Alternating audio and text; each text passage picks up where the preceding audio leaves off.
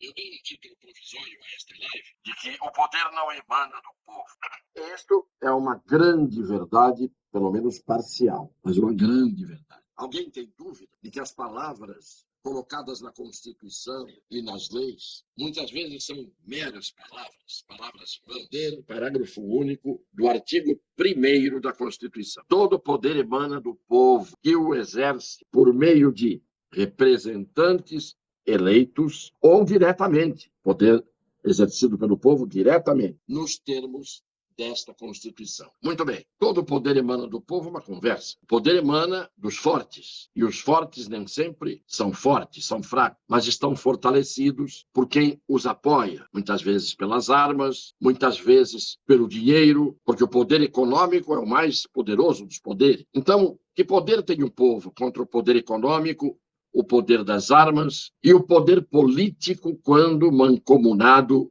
ou em conluio com o poder das armas e com o poder econômico? Que poder tem o povo? O poder de ficar um mês nas ruas? É esse o poder que tem o povo? De ficar um mês nas ruas debaixo de chuva, de sol?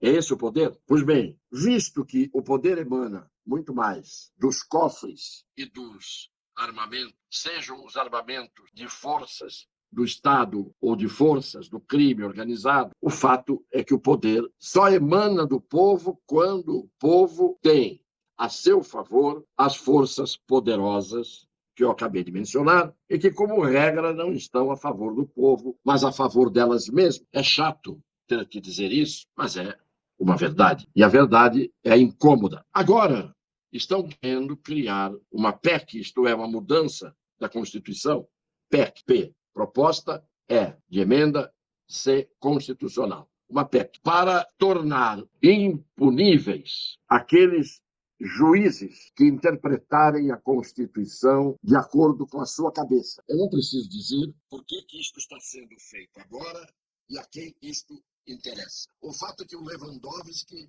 está presidindo esta comissão criadora dessa lei, dessa regra constitucional, que significa o seguinte: o juiz interpreta a Constituição como quiser, ainda que de forma aberrante, absurda, mas ele não pode ser punido por esse tipo de interpretação. Em primeiro lugar, raramente a Constituição precisa ser interpretada. Tem alguma dúvida? Alguma questão complicada na hermenêutica, interpretação da lei, da Constituição, é uma coisa que raramente é necessária. O que se está querendo fazer agora é legalizar, é tornar lícita a atividade ilegal, inconstitucional dos que violentaram a Constituição. Não se trata de punir quem interpretou a Constituição, trata-se de punir quem violou a Constituição. Violar a Constituição é, naquilo que ela é clara, o indivíduo simplesmente ignora a clareza,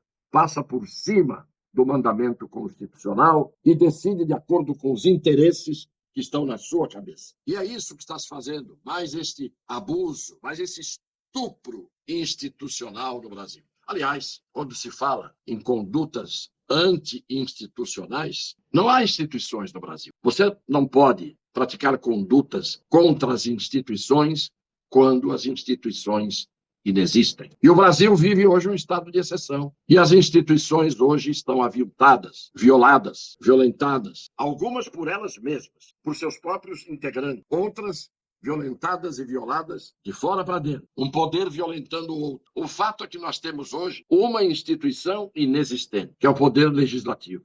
As pessoas estão dizendo, não, o Senado está fazendo na reunião da Comissão de Transparência um bom trabalho. Quem é que está na reunião de transparência? Eu já disse isso outro dia. Meia dúzia de senadores. Quem está depondo, quem está falando, quem está esbravejando na comissão presidida pelo heróico senador Girão, e com a presença de meia dúzia de senadores que têm vergonha na cara, quem está ali depondo são pessoas do povo, da sociedade, juristas e até deputados, que saem da Câmara, saem do Salão Verde, vão para o Salão Negro e lá numa comissão, numa sala de comissão do Senado, vão falar o que é preciso ser dito. Mas os senadores não estão falando, os senadores não estão ouvindo, principalmente o inútil e desavergonhado presidente do Senado, senhor Rodrigo Pacheco, que está em vias de ser reeleito num país como o Brasil, é o que se espera, ou alguém espera o contrário. O senhor Rodrigo Lira, presidente da Câmara, já se acertou, ao que parece, para ser reeleito com o apoio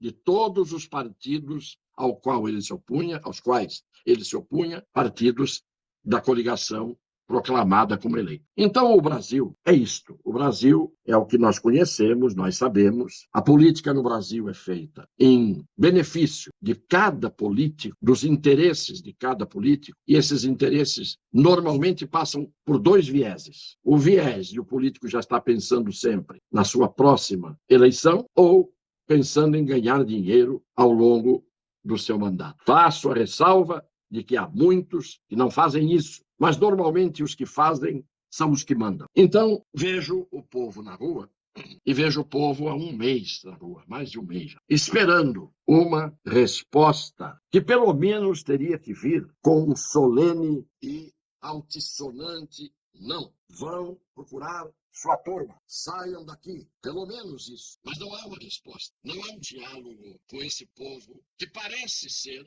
representante de uma minoria, se levarmos em conta que as eleições culminaram com um resultado fruto de uma grande lisura, de um processo legítimo, sem nenhum tipo de influência por parte do TSE, do Supremo Tribunal Federal. Tudo aconteceu legitimamente e foi proclamado um vencedor. Pois bem, mas onde está o povo que votou nesse proclamado vencedor, que não faz o contraponto ao povo que votou no proclamado vencido? Porque nas ruas só se vê o povo que votou no proclamado vencido. O resto é silêncio. Que país pode ter o mínimo de pés no chão de uma realidade que seja visível e conhecida por todos, com todas estas dúvidas pairando no ar? Desde as dúvidas em relação à legitimidade da eleição e do processo eleitoral que chegou à eleição. E hoje dizem alguns, inclusive o vice-presidente da República, o Mourão, é muito tardia esta manifestação. E eu pergunto ao Mourão qual seria a hora certa. Quando seria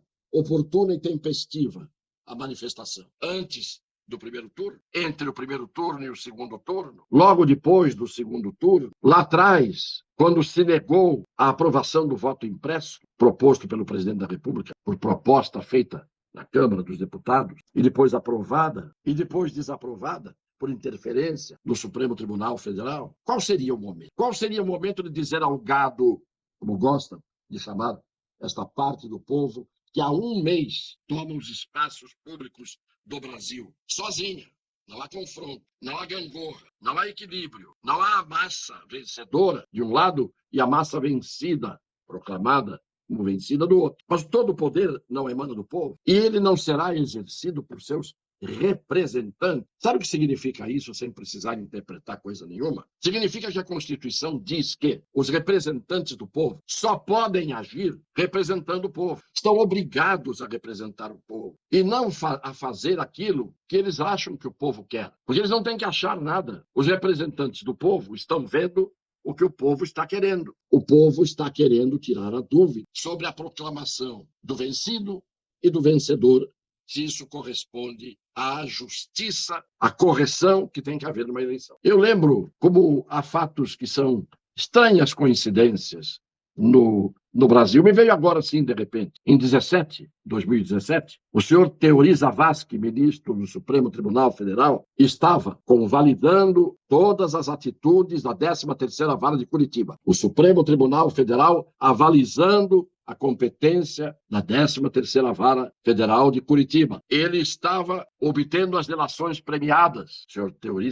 Zavascki, dando força à Lava Jato. Em 2017, o senhor Teori Zavascki. Aí, por aquelas obras do destino, o avião dele cai, sem ter nenhum defeito, nas águas de Paraty. No lugar dele, assume quem? Alexandre de Moraes. E quem herda os processos que estavam sendo tocados pelo senhor Teori Zavascki? Edson Fachin. E a história do Supremo Tribunal Federal mudou completamente. São essas coincidências do tal Deus brasileiro que, às vezes, faz umas traquinagens contra o Brasil. Tudo isso que eu estou dizendo é para ser entendido por quem quiser. O povo está nas ruas. O povo não pediu gol. O povo pediu respeito a Constituição e as leis, que vêm sendo desrespeitadas e, consequentemente, direitos estão sendo feridos. Quando ninguém ouve o povo, quando o guardião da Constituição, quando o poder que tem que defender a lei e a ordem se encolhe, quando o poder legislativo, que tem o direito